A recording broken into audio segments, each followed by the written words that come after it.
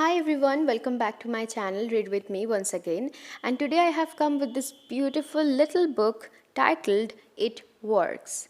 The famous little red book that makes your dreams come true. A clear, definite, common sense plan of accomplishment. It Works by RHJ.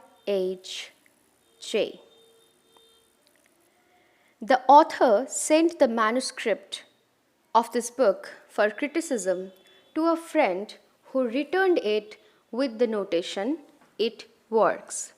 This judgment, born of experience, was adopted as the title of the book. Publishers.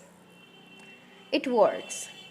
All who joy would win must share it. Happiness was born a twin. Byron.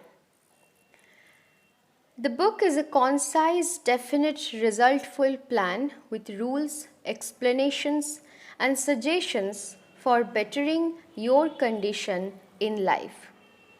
It says, if you know what you want, you can have it.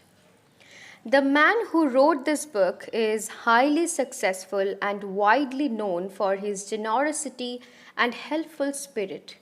He gives full credit for all that he has accomplished in mastering circumstances, accumulating wealth, and winning friends to the silent working out of the simple, powerful truth which he tells of in his work. He shows you here an easy, open road to a larger, happier life. Knowing that the greatest good comes from helping others without expecting praise, the author of this work has requested that his name to be omitted. What is the real secret of obtaining desirable possessions? Are some people born under a lucky star or other charm which enables them to have all that which seems so desirable? And if not, what is the cause of the difference in conditions under which men live? Many years ago, feeling that there must be a logical answer to this question, I decided to find out, if possible, what it was. I found the answer to my own satisfaction and for years have given the information to others who have used it successfully. From a scientific, psychological, or theological viewpoint, some of the following statements may be interpreted as incorrect, but nevertheless, the plan has brought the results desired to those who have followed the simple instructions, and it is my sincere belief that I am now presenting it in a way which will bring happiness and possessions to many more. If wishes were horses, beggars would ride, is the attitude taken by the average man and woman in regard to possessions. They are not aware of a power so near that it is overlooked, so simple in operation that it is difficult to conceive, and so sure in results that it is not made use of consciously or recognized as the cause of failure or success. Gee, I wish that were mine, is the outburst of Jimmy, the office boy, as a new red roadster goes by. And Florence, the telephone operator, expresses the same thought regarding a ring in the jeweler's window. While poor old Jones, the bookkeeper, during the Sunday stroll, replies to his wife, "Yes, dear, it would be nice to have a home like that, but it is out of the question. We will have to continue to rent." Landem, the salesman, protests that he does all the work, gets the short end of the money, and will someday quit his job and find a real one. And President Bondum, in his private sanctorum, voices a bitter tirade against the annual attack of hay fever. At home, it is much the same. Last evening, father declared that daughter Mabel was headed straight for disaster, And today, mother's allowance, problem, and other trying affairs fade into insignificance as she exclaims, "This is the last straw. Robert's school teacher wants to see me this afternoon. His reports are terrible. I know, but I'm late for bridge now. She will have to wait until tomorrow."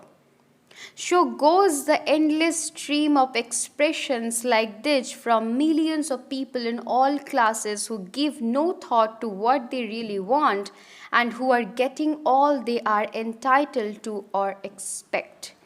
If you are one of these millions of thoughtless talkers or wishers and would like a decided change from your present condition, you can have it. But first of all, you must know what you want, and this is no easy task. When you can train your objective mind, the mind you use every day, to decide definitely upon the things or conditions you desire, you will have taken your first big step in accomplishing or securing what you know you want. To get what you want is no more mysterious or uncertain than the radio waves all around you. Tune in correctly and you get a perfect result. But to do this, it is of course necessary to know something of your equipment and have a plan of operation. You have within you a mighty power, anxious and willing to serve you, a power capable of giving you that which you earnestly desire. This power is described by Thomson J. Hudson, PhD, LLD, author of The Law of Psychic Phenomena, as your subjective mind. Other learned writers use different names and terms, but all agree that it is omnipotent. Therefore, I call this power Emmanuel, God in us. Regardless of the name of this great power or the conscious admission of a God, the power is capable and willing to carry to a complete and perfect conclusion every earnest desire of your objective mind. But you must be really in earnest about what you want. Occasional wishing or half-hearted wanting does not form a perfect connection or communication with your omnipotent power. You must be in earnest, sincerely, and truthfully desiring certain conditions or things, mental, physical, or spiritual. Your objective mind and will are so vacillating that you usually only wish for things and the wonderful capable power within you does not function. Most wishes are simply vocal expressions. Jimmy, the office boy, gave no thought of possessing the red roadstar. Landem, the salesman, was not thinking of any other job or even thinking at all. President Bondum knew he had hay fever and was expecting it. Father's business was quite likely successful, and mother no doubt brought home first prize from the bridge party that day. But they had no fixed idea of what they really wanted their children to accomplish and were actually helping to bring about the unhappy conditions which existed.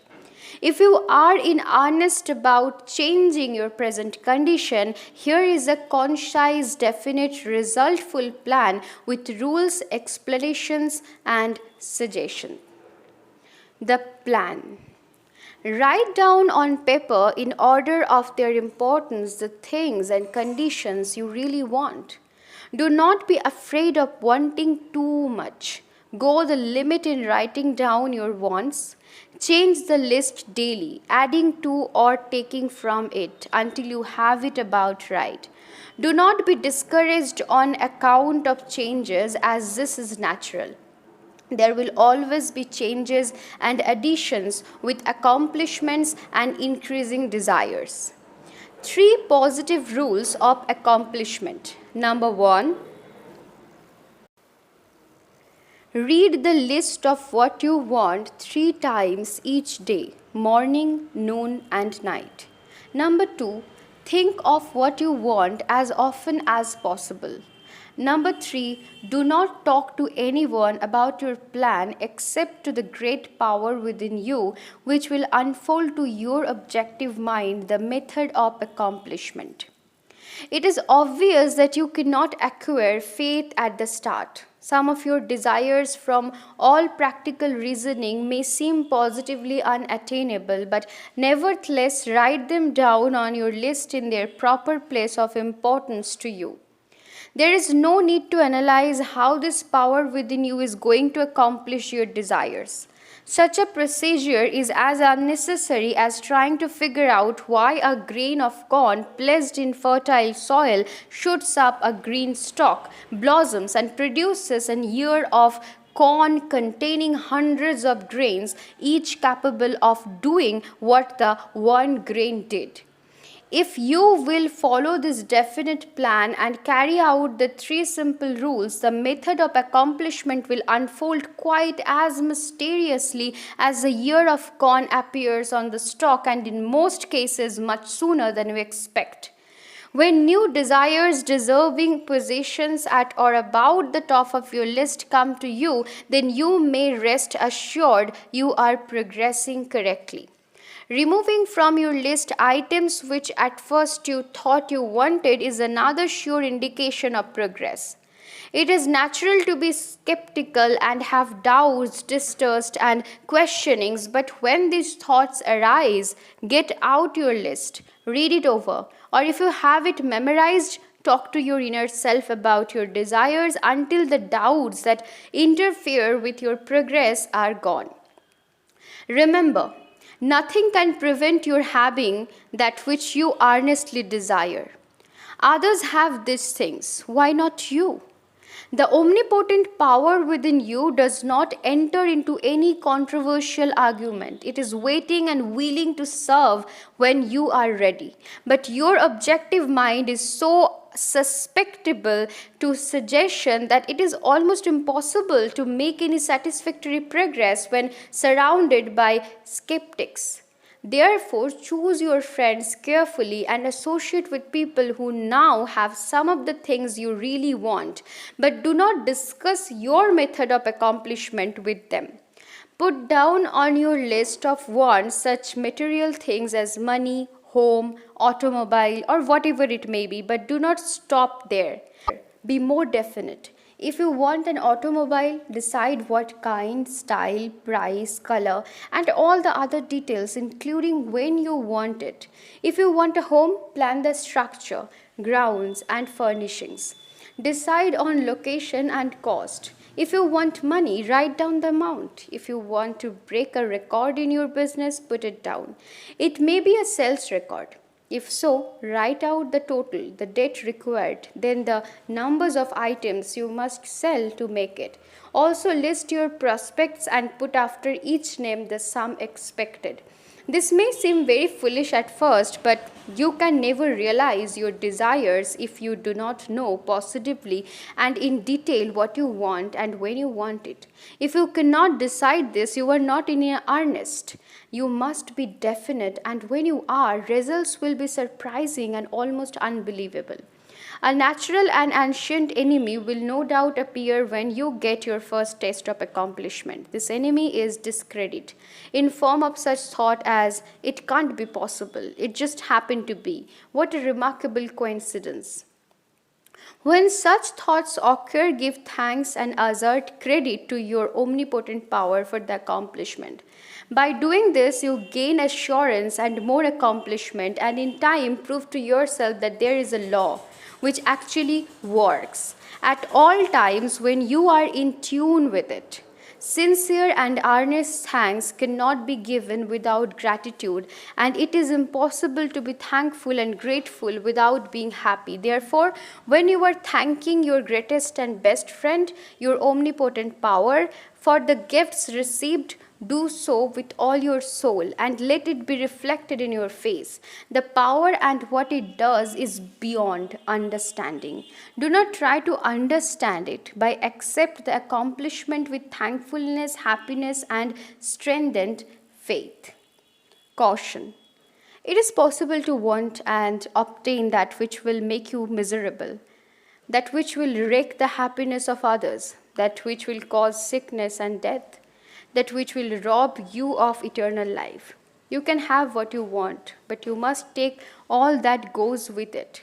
So, in planning your wants, plan that which you are sure will give to you and your fellow man the greatest good here on earth, thus paving the way to that future hope beyond the pale of human understanding. This method of securing what you want applies to everything you are capable of desiring, and the scope being so great, it is suggested that your first list consists of only those things with which you are quite familiar, such as an amount of money or accomplishment or the possession of material things. Such desires as these are more easily and quickly obtained than the discontinuance of fixed habits, the welfare of others, and the healing of mental or bodily ills. Accomplish the lesser things first, then take the next step. And when that is accomplished, you will seek the higher and really important objectives in life. But long before you reach this stage of your progress, many worthwhile desires will find their place on your list. One will be to help others as you have been helped. Great is the reward to those who help and give without thought of self, as it is impossible to be unselfish without gain. In conclusion, a short while ago, Dr. Emily Coe came to this country and showed thousands of people how to help themselves. Thousands of others spoofed at the idea, refused his assistance, and are today where they were before his visit. So, with the statements and plan presented to you now, you can reject or accept. You can remain as you are or have anything you want. The choice is yours. But God grant that you may find in this short volume the inspiration to choose aright, follow the plan, and thereby obtain, as so many others have, all things, whatever they may be, that you desire. Read the entire book over and over again, and then again. Memorize the 3 simple rules on page 15 and 16. Test them now on what you want most this minute. This book could have extended easily over 350 pages, but it has been deliberately shortened to make it easy as possible for you to read, understand, and use. Will you try it? Thousands of bettered lives will testify to the fact that it works. Thank you. Thank you so much for being patient and listen to this whole book with me. This is really a very beautiful book. I think you all guys have enjoyed it. So let me know in the comment section below if you like it or not, and if you have any kind of suggestion for me or any kind of suggestion that you want me to read out for you, any book or any article, I will definitely gonna try my best to do that. Any suggestion for my reading technique or something like that. One thing more that I want to mention is that I always try to keep the readings very spontaneous, so that I can feel myself that I am one reading, like sitting among you all and reading this book to you. So that gives me a lots of pleasure actually. So I don't know how much you like it or not, so let me know in the comment section below if you like it. And do share, as the book also said, do share it to your most favorite people and all your friends, because you definitely want them to be happy, right? And another thing, extremely sorry for the noises around me. I think you can understand. So soon I will be back with another book, and till then, stay happy, stay blessed, and be positive. Thank you.